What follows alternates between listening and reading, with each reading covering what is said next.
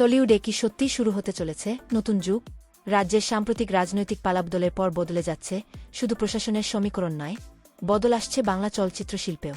একের পর এক নতুন প্রযোজনা সংস্থা নামছে বড় বাজেটের সিনেমা নিয়ে। আর সেই তালিকায় এবার নতুন সংযোজন তুমি এলে তাই। কলেজ ক্যাম্পাস, প্রেম, ক্ষমতার লড়াই, দুর্নীতি আর এক নৃশংস খুনের রহস্য, সব মিলিয়ে দর্শকদের জন্য তৈরি হচ্ছে এক হাইভোল্টেজ থ্রিলার ড্রামা। কারা থাকছেন এই ছবিতে? কেন এই সিনেমা নিয়ে এত আলোচনা? চলুন বিস্তারিত জেনে নেওয়া যাক। আপনারা দেখছেন ফারনেটা প্রার্থনা। টলিউডের সব বড় আপডেট সবার আগে পেতে ভিডিওটি শেষ পর্যন্ত দেখুন এবং চ্যানেলটি সাবস্ক্রাইব করতে ভুলবেন না। টলিউডে নতুন পরিবর্তনের হাওয়া। বাংলা চলচ্চিত্র ইন্ডাস্ট্রিতে গত কয়েক বছরে নতুন প্রযোজনা সংস্থার আগমন অনেকটাই বেড়েছে।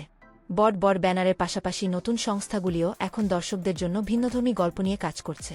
শুধু তারকা নির্ভর সিনেমা নয়, গল্প, চিত্রনাট্য, নতুন মুখ এবং আধুনিক নির্মাণশৈলীর উপরও জোর দেওয়া হচ্ছে।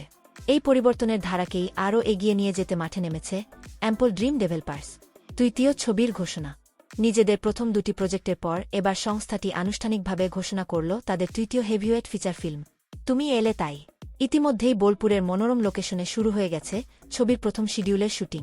প্রথম দিন থেকেই ইউনিটের মধ্যে রয়েছে দারুণ উৎসাহ, কারণ ছবির গল্প যেমন আলাদা, তেমনি রয়েছে বড় তারকা এবং একঝাঁক নতুন প্রতিভার সমন্বয়। ছবির গল্পে কি থাকছে? এই ছবির সবচেয়ে বড় আকর্ষণ এর বিষয়বস্তু। এটি শুধুমাত্র একটি প্রেমের গল্প নয়, আবার শুধুমাত্র একটি ক্রাইম থ্রিলারও নয়। ছবির গল্পে দেখা যাবে একটি কলেজ ক্যাম্পাসকে কেন্দ্র করে এগিয়ে চলা একাধিক চরিত্রের জীবন, কলেজের প্রেম, বন্ধুত্ব, ছাত্র রাজনীতি, ক্ষমতার অপব্যবহার, দুর্নীতি এবং একটি ভয়ঙ্কর খুনের রহস্য, সবকিছু মিলিয়ে তৈরি হয়েছে এক টানটান চিত্রনাট্য। গল্প যত এগোবে ততই সামনে আসবে নতুন নতুন রহস্য।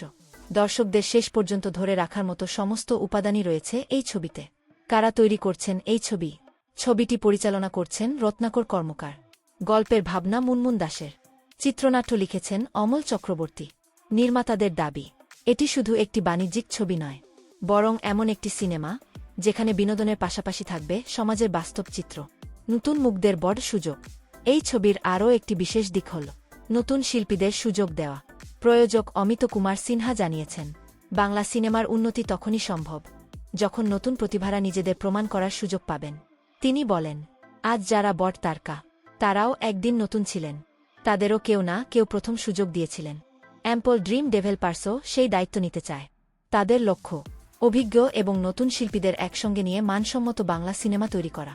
ছবির তারকাখচিত কাস্ট। এবার দেখে নেওয়া যাক কারা অভিনয় করছেন। ছবির প্রধান নায়ক। তিনি অভিনয় করছেন একজন সৎ, সাহসী এবং দায়িত্ববান পুলিশ অফিসারের চরিত্রে, রজতাভ দত্ত। তিনি থাকছেন অত্যন্ত গুরুত্বপূর্ণ চরিত্র আবু আনসারি হিসেবে। এই চরিত্রকে ঘিরেই গল্পের বড় মোড আসতে পারে বলে মনে করছেন অনেকেই। মৌবনী সরকার।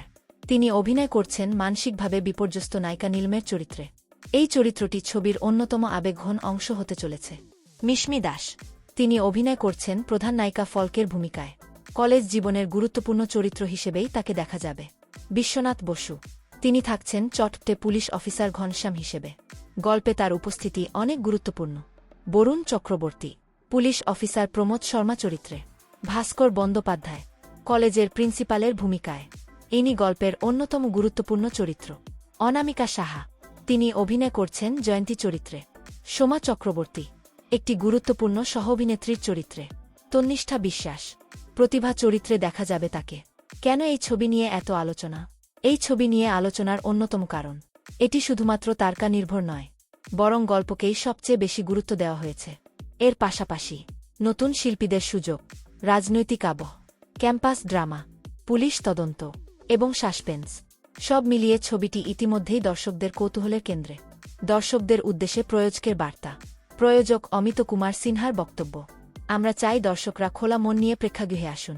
ছবির গল্প, অভিনয়, আবেগ এবং নির্মাণশৈলী দিয়েই আমাদের বিচার করুন। টলিউডে নতুন প্রযোজকদের আগমন বাংলা সিনেমার জন্য নিঃসন্দেহে ইতিবাচক খবর।